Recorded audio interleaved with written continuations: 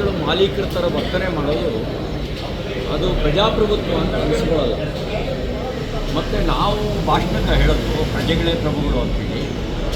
ಪ್ರಜೆಗಳೇ ಪ್ರಭುಗಳು ಅಂತ ಹೇಳಿದ ಮೇಲೆ ಪ್ರಜೆಗಳ ಮಾತನ್ನು ಸಮಾಧಾನದಿಂದ ಕೇಳಿ ಅದಕ್ಕೆ ಪರಿಹಾರ ರೂಪಿಸಬೇಕಾದ ಜವಾಬ್ದಾರಿ ಯಾರ ಮೇಲಿದೆ? ಅವರೇನು ಅನಿವಾಸಿ ಭಾರತೀಯರೇನು ನಮ್ಮಪ್ಪನ ಆಸ್ತಿ ಕೇಳಲಿಕ್ಕೇನು ಬಂದಿರಲಿಲ್ಲ.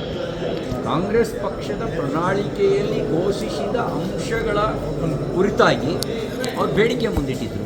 ಯಾಕೆಂದರೆ ನೀವು ನಿಮ್ಮ ಪ್ರಣಾಳಿಕೆಯಲ್ಲಿ ಇಡ್ತೇವೆ, ಎಕ್ಸ್ಟರ್ನಲ್ ಅಫೇರ್ಸ್ ಮಿನಿಸ್ಟ್ರಿಯನ್ನು ತೆರಿತೇವೆ, ಇವೆಲ್ಲ ಏನು ಮೋಸ ಮಾಡೋದಕ್ಕೆ ಘೋಷಣೆ ಮಾಡಿದ್ದೀರಾ? ಬದ್ಧತೆ ಇಲ್ಲದೆ ಇದ್ದರೆ, ತಾವೇ ಘೋಷಿಸಿದ ಅಂಶಗಳನ್ನು ಅನುಷ್ಠಾನಗೊಳಿಸಬೇಕು ಅನ್ನೋ ಬದ್ಧತೆ ಇಲ್ಲದೆ ಇದ್ದರೆ ಯಾಕೆ ಘೋಷಣೆ ಮಾಡ್ತೀರಿ? ಅದನ್ನು ನೀವೇ ಘೋಷಣೆ ಮಾಡಿದ ಪ್ರಣಾಳಿಕೆಯನ್ನು ಅನುಷ್ಠಾನಕ್ಕೆ ತನ್ನಿ ಅಂತ ಕೇಳೋದೇ ಅಪರಾಧನ? ಅವ್ರ ಮೇಲೆ ಧಮಕಿ ಹಾಕ್ತೀರಾ? ಬೆದರಿಕೆ ಹಾಕೋದು ಅದು ಪ್ರಜಾಪ್ರಭುತ್ವದ ಲಕ್ಷಣ ಆಗಲ್ಲ ಮತ್ತು ನಿಮ್ಮ ವ್ಯಕ್ತಿತ್ವಕ್ಕೂ ಶೋಭೆಯನ್ನು ತರಲ್ಲ.